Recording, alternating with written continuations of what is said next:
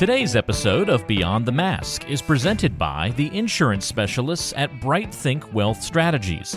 Find the disability insurance coverage that fits you best right now. Email Robert Smith at rsmithjr@financialguide.com.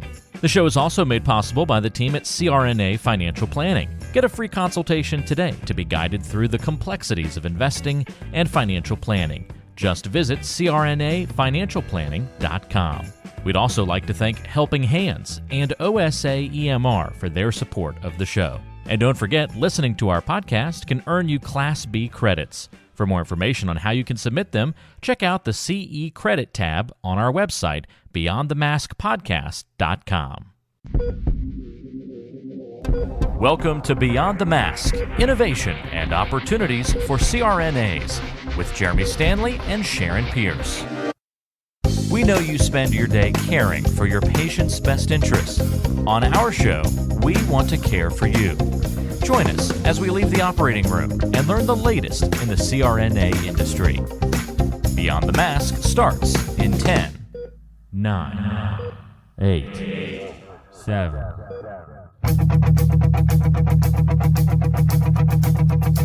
Well, Jeremy, the podcast that people are getting ready to listen to, we just wanted to take a moment and chat about it and encourage people to listen to this all the way through. We're at the Wilmington meeting, NCANA meeting, and I sat through this lecture and I looked around and there were people everywhere who had children who were having heart seizures or grandchildren in this room. And so we're just here to make sure that everybody listens to this all the way through. So and especially this time of year, as parents out there are getting their children toys that might have batteries in them.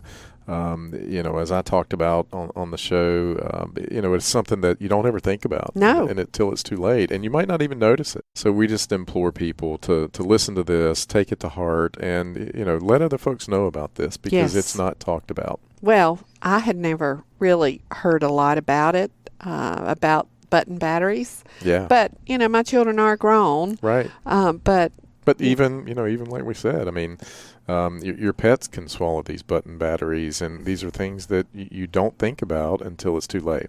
Absolutely. So Emily did a great job. We'd love for you to listen to the whole thing and spread the word. Well, Sharon, where are we?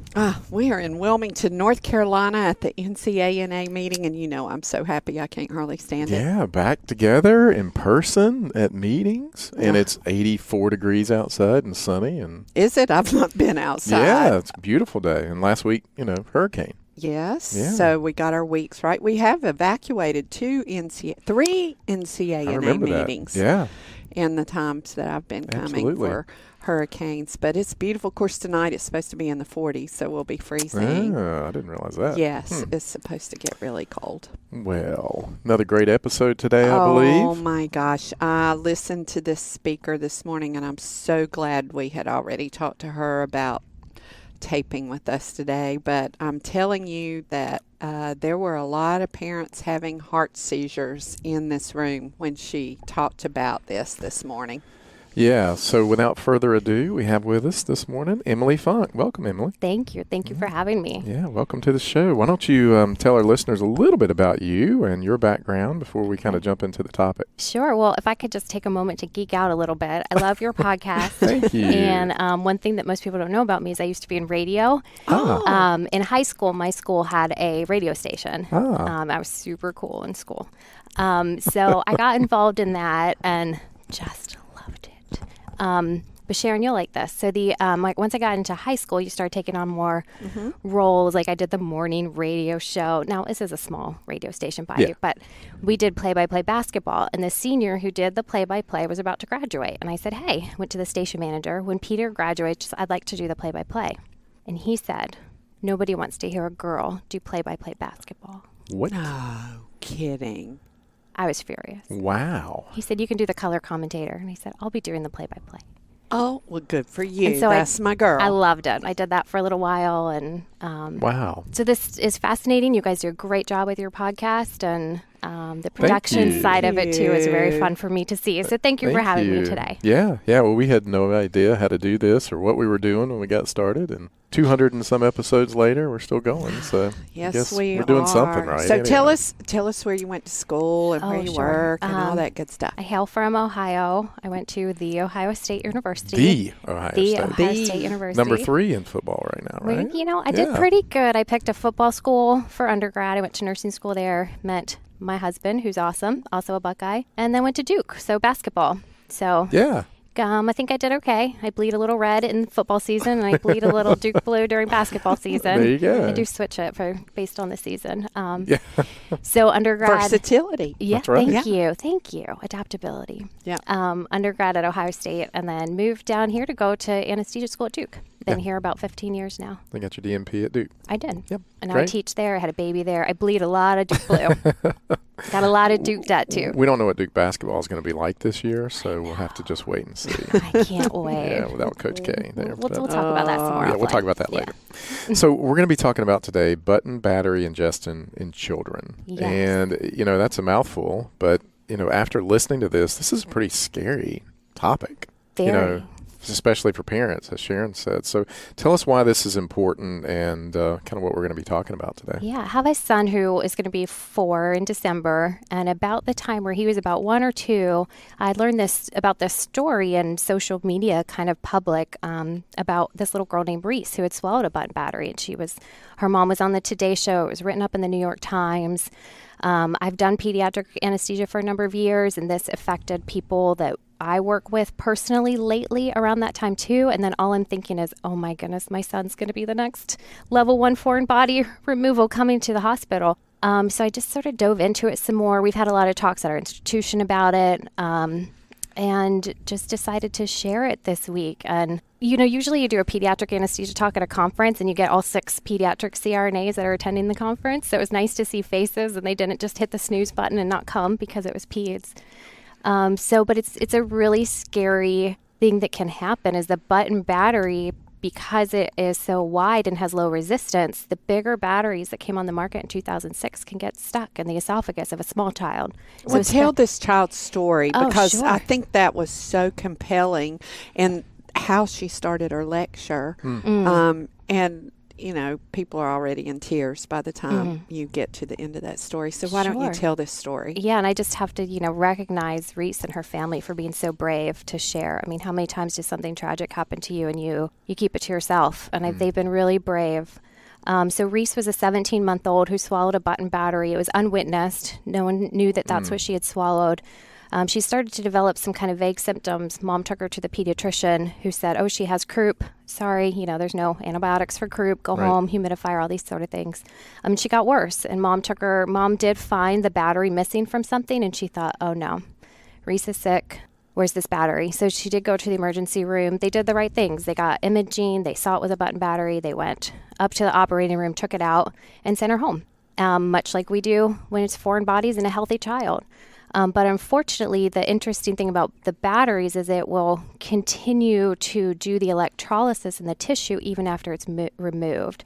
So once it's kind of stuck in the esophagus in one location, the electrolysis and the pH continues to increase even after the button battery has been removed. And this is now just my opinion, so, it's not very important. But she developed a fistula probably after they took it out, and it eroded anteriorly into her trachea. And so she went home, liquid diet, and just essentially aspirated for a few days, came back, had several procedures after that, G-tubes and trachs, and she just didn't get better, and she ultimately passed away. Jeez. That's scary.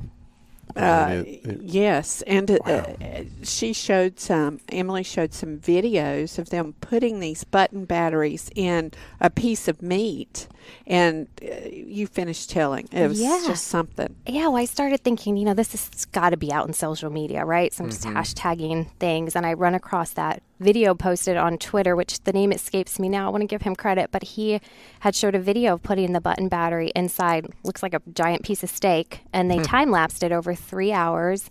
And you can just see the bubbling. It looked like hydrogen peroxide, just the erosion that it did in this piece of meat. And that's essentially what happens when it gets impacted. That's the biggest part, when it's stuck in the esophagus and it's not moving. Wow. So where can people learn more about this topic? Kind of like you've educated yourself. Where can our listeners learn a little bit more? Sure. Yeah, that's a great question.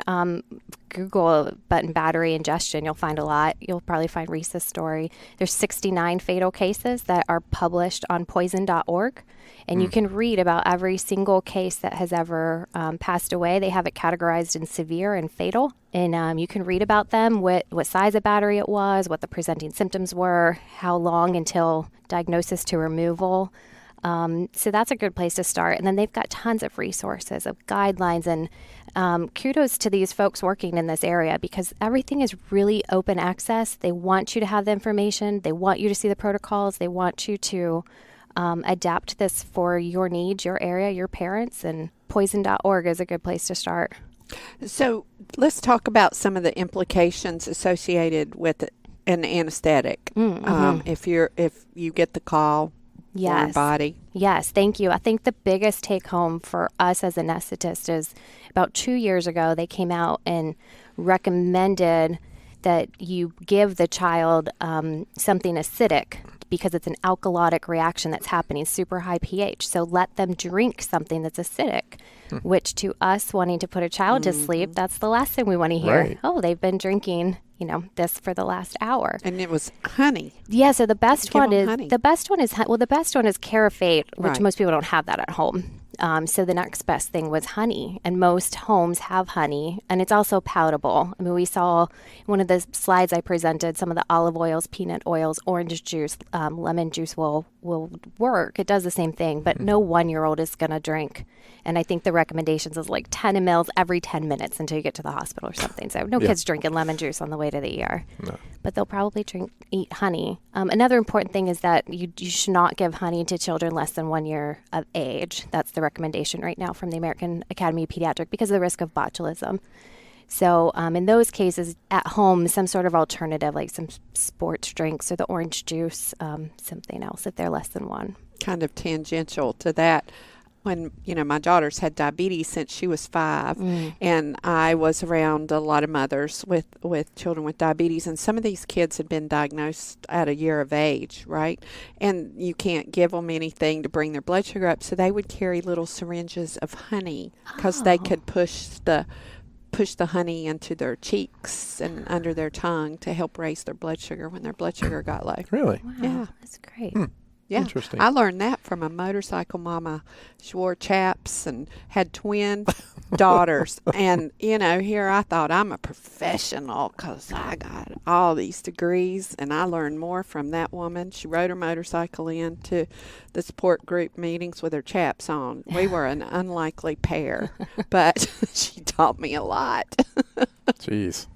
We can learn from everybody, Yes, can't you you? can. Yeah. Have you thought about what would happen if you weren't able to work for 2 or 3 years? On average, 25% of people will file a disability claim, and most of us aren't prepared for that loss of income.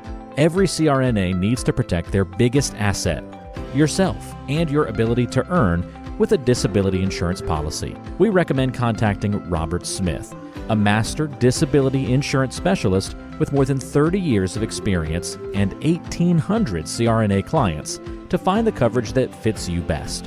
The best way to do that is to send him an email at rsmithjr@financialguide.com. That's rsmithjr@financialguide.com. Or call him at 504-394-6557. So let's talk a little bit about, on the anesthesia provider side, what this might mean for CRNAs out there giving anesthesia in this situation. Yeah, bringing it back to that honey, it should not be delayed for MPO status. You can't wait 8 hours, because within 15 minutes, if that battery is stuck in the esophagus, the damage is starting. So it needs to come out. That right there alone. Really? 15 minutes. 15 So your kid minutes. could swallow this. 15 minutes later, it's already started. Yes, if Wow. it's stuck, impacted in Wow. the tissue. Yeah. So they need to come. They're probably going to be an RSI because if the parents or caregivers and the emergency room is aware of these recommendations that came out. Some of the trouble too is these updated recommendations came out in 2020, which there's a little something else going on at that time. Yeah, a little bit. Not quite where everybody's focus was. But if they need to come to the operating room right away, they need to be an RSI. And then a lot of the protocols will even recommend consulting, especially if it's been in there for a long period of time, thoracic surgery, general surgery.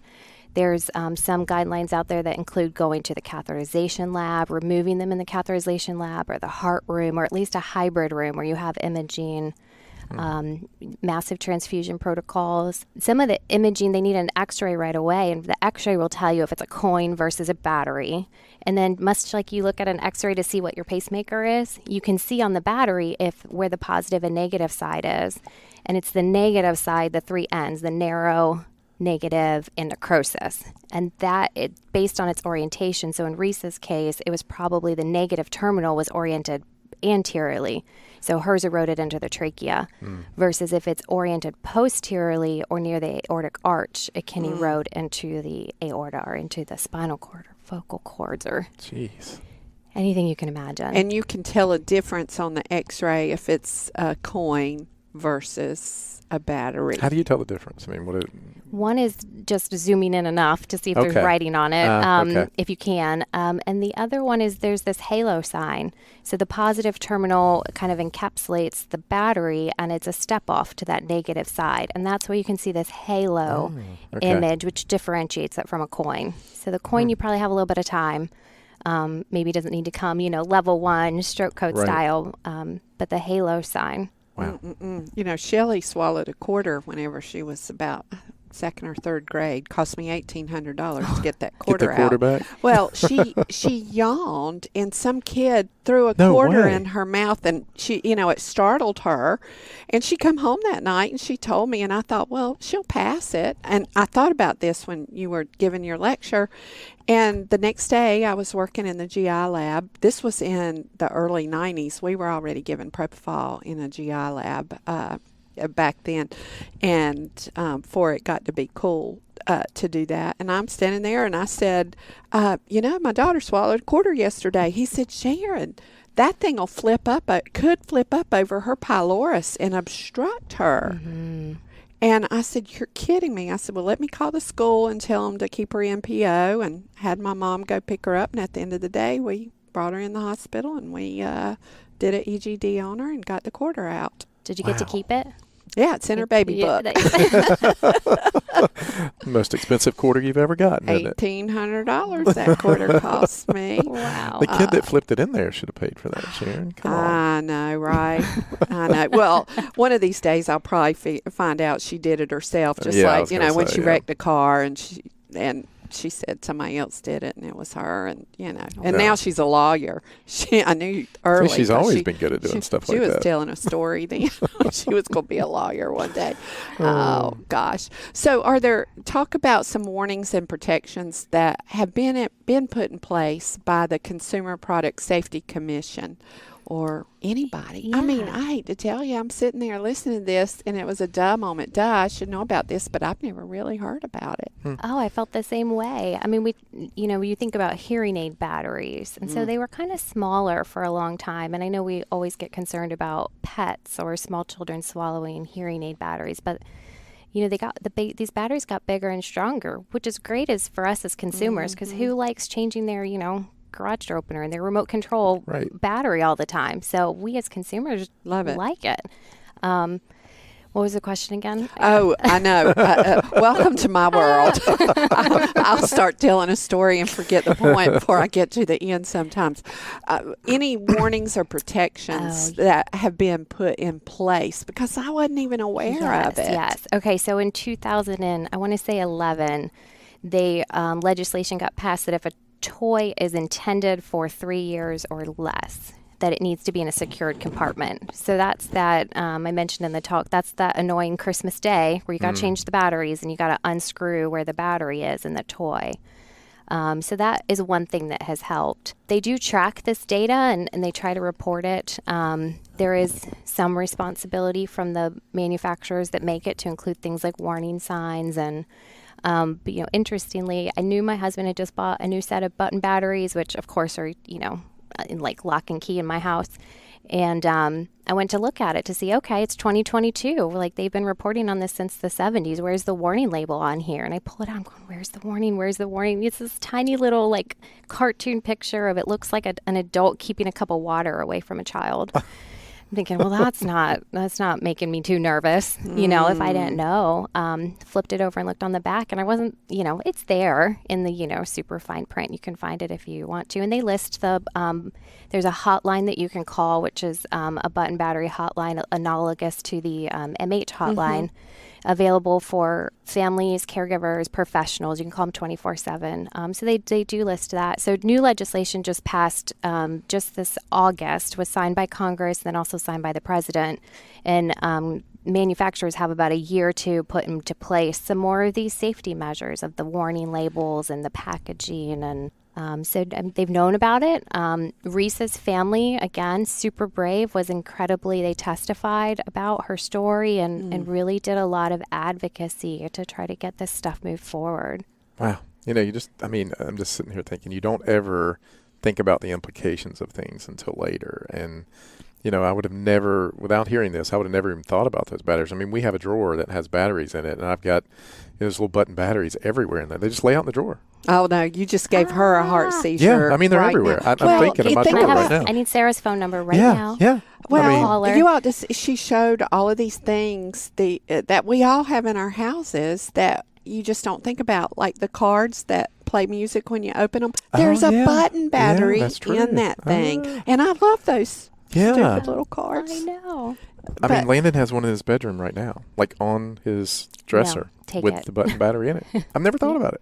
I mean, that's crazy. That's exactly right. I mean, well, of course, we've got Helen, and she's got hearing aids, and those little batteries, half the time she's dropping them, and I don't know why they've got such tiny batteries. And, think about it. These people have problems with their dexterity anyway, because she's 90, and then she can't see, and then she's dropping it. It's hard for me to even get that stupid thing in there. And I just thought, what if Helen drops it? And Peanut, the love of Pierce's life, gets it out, because I'm sure the same thing happens to pets. That's happening. I wouldn't know if the dog ate that little tiny battery. Right. And I'm assuming Peanut is small. 6 pounds. Dog. Yeah. I'm just hoping if I get down to 6 pounds, my husband will love me as much as he loves the dog. Don't hold your breath on that one, Sharon. But it is funny. I mean, that's funny because this is no lie. I'm being serious. Where this drawer is with our batteries in it, the dog's bowl is underneath it. Oh, my God. I'm just sitting here thinking through this. But yes, his bowl Sarah. Is underneath where these batteries are stored. I've never thought about it. But think about, she was showing like all of these little kids' toys. And what was it? The one with the little bracelet that's got the butterfly on it. Oh, for heaven's sakes. Yeah, he brings home this fidget spinner bracelet that lights up. And I'm going, oh my. And he's so excited. He just done it at a birthday party or something. And so, I rehearse again. Are you allowed to eat that? What will happen? And I tease him. There's a good friend of mine growing up. She said when her dad got mad, he would threaten to go over one of the bridges in Beaufort and throw it into the. And so that's what I threaten. Throw it my into son, the river, into the ocean. Yep, it's gone. Do not eat that. That's how I got all 3 of my kids off the bottle. I had them go out to the sandbox, fill their bottles up with sand, and we went to a bridge, and we threw them in the creek. And so every time they go, I want my bottle, I said, where is it at? In the creek. It's gone. I mean, I guess we should go get it, not litter. Right. We should send that message too. But at least the child sees it go away. Yeah, exactly. But we just don't know where all these batteries are. But she rips all of her apparatuses open to see what kind of battery is. Well, I did get a little nutty, but that was in preparation for the talk. But Halloween coming up. This is a great. This is October for the meeting, and I mentioned in the talk in clinical practice that has always been a time of children aspirating things. I remember one little boy, it was a whistle. He got, at Halloween, like blew in it, and he turned it over and went like this to see if it would still make the noise, that little thing that goes around it. And we went to the operating room for that. Does it have the same impact, I guess, because they stuff everything in their nose and their ears? Yeah, my little boy puts everything in his mouth. Yeah, well, that's a problem. Legos, it doesn't matter. I'm like, Landon, get it out of your mouth. Yes. Everything. And he's not. No, he's not. He's 7, but still, he's old enough. It's a way for them to explore their world. It's not a wrong thing that children do that. It's a sensory. We've got all sorts of that little giraffe that everybody buys now, Sophie. Like we give them things to chew on purpose. Here, bite on Sophie. Yeah. So it's a good way for them to learn and explore. You just need to be doing it with the right things. Yeah. But they'll put them. Children love to explore, and the nose has the highest incidence of foreign body as far as like ER reporting. And they can do batteries up the nose, no problem. Don't give them any ideas. I know. Emily. Yeah, that's right. Children, stop listening. But those do need to come out too. But it's specific to the esophagus with the mucosa and the high water content and the the electrolysis can kind of begin. It can complete that circuit. And so chances are there's probably some air or space in the nose that maybe it's not completing the circuit just yet. Beyond the Mask is made possible by the team at CRNA Financial Planning. With almost 2 decades of experience, the firm guides CRNAs through the complexities of investing and financial planning. Schedule a free consultation today by calling 855-304-3748 or go online to crnafinancialplanning.com. So how can it be anticipated if it's going to be a trachea versus vascular structure, spinal cord injury? Any advice on that? That just, my understanding with that is just to go back to your imaging, and if you can see which way the negative terminal is facing. So it goes back to that. Okay. Yeah, but in general, they could, by the time they do that, they could cough or, right. And it could burp move it can move. But in general, that's the way it's going to go, is the negative side, the narrow side causes the necrosis. Okay. So is there specific care after the battery is removed? And I asked that because obviously they thought after they removed this child's battery, Reese's battery, everything was okay. Probably said, oh, we're good. Send her home.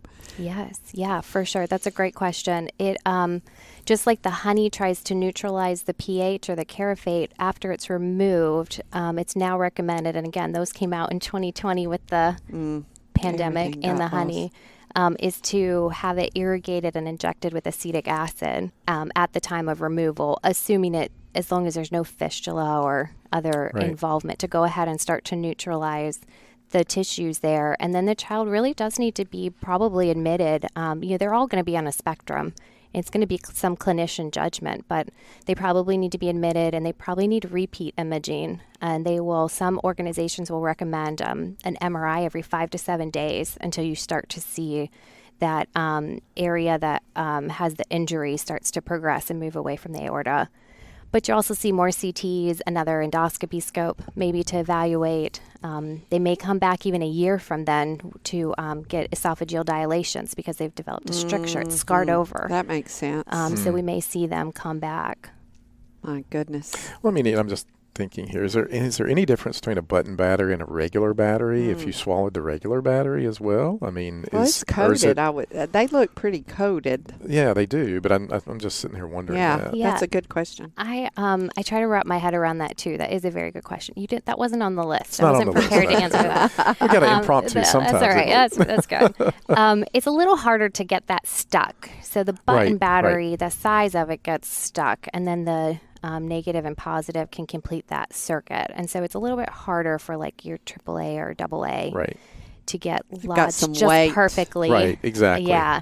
But there are some great advances that some folks are coming out with designs on batteries where it wouldn't activate just when you put it in water. It would have to go into like a compartment that sort of locks it in to then be able to activate it. So that just seems to make sense, though, to me. For sure. Yeah, but that's going to be... I was going to say it's going to be extra cost, more money. Cost more. So now my remote control is going to cost more. Yeah. And I'm not going to like that. I don't want to pay more for batteries because I'm thrifty. But sometimes it depends on what it is. Yeah. So there's these great technologies coming out with different coating, the type of coding where it has to go into a compartment. Bad tasting batteries. You know, if a kid puts it in their mouth and it tastes terrible, ideally they'd spit it out. Ideally, but grown men don't do that. My husband's a nail biter, and we used to paint his nails when he was asleep with this You're clear not supposed to tell that pepper, on the air, Sharon. clear pepper polish, and he got where he liked it. He just kept on biting his nails. He's a grown man. Oh my gosh. Does your family call you after these podcasts? Oh my goodness. gosh. That's funny. Sometimes they don't listen because they don't want to. Yeah. All kinds of things come out on these podcasts for sure. For sure.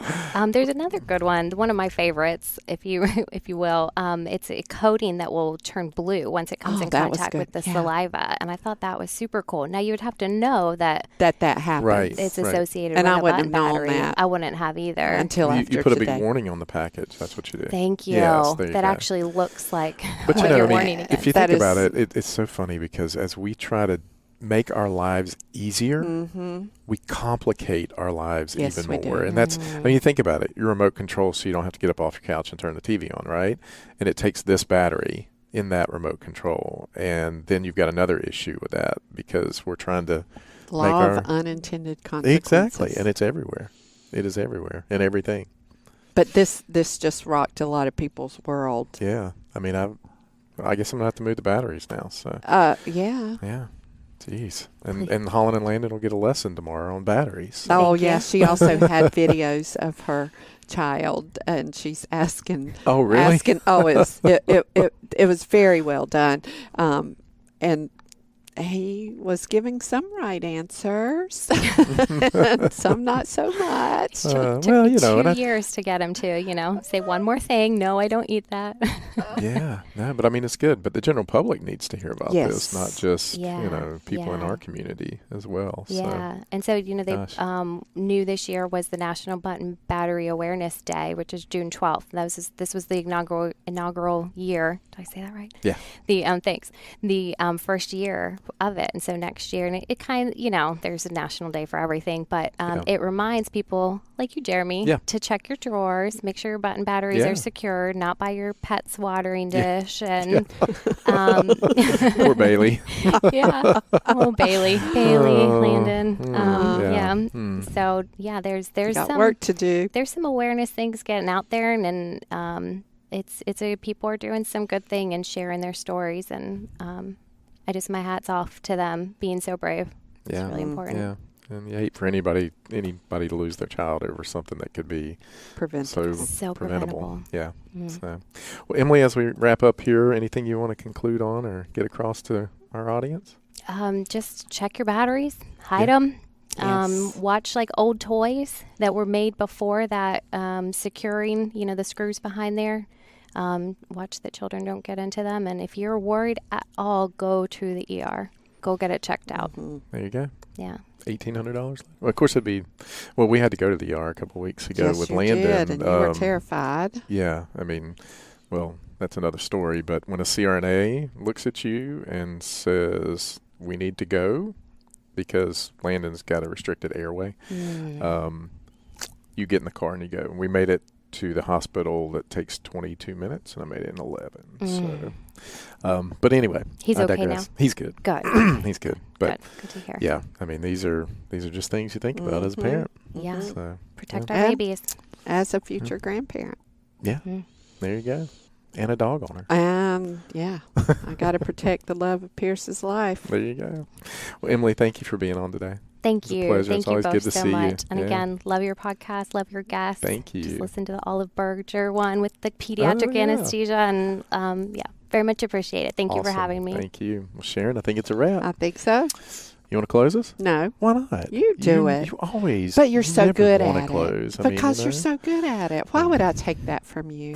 I always throw her a loop sometimes. We want to thank our listeners for listening to Beyond the Mask with Jeremy Stanley. And Sharon Pierce. if they like our show, Sharon, and want to help us grow, what can they do to help us grow? Well, the best way to help us grow is to leave us a review, but make it Positive. We know there's enough negativity in this world. absolutely. Tell all your friends. Share us on social media. Yeah, because we're in the top 50. medical podcast, #1 in the CRNA community, and All we want to be because All number because one of our overall. listeners. That's right. We want to That's it. thank them. And if they have ideas and things they want to hear on the show, please definitely let us know. That's right. All right. Until next time. It's a wrap.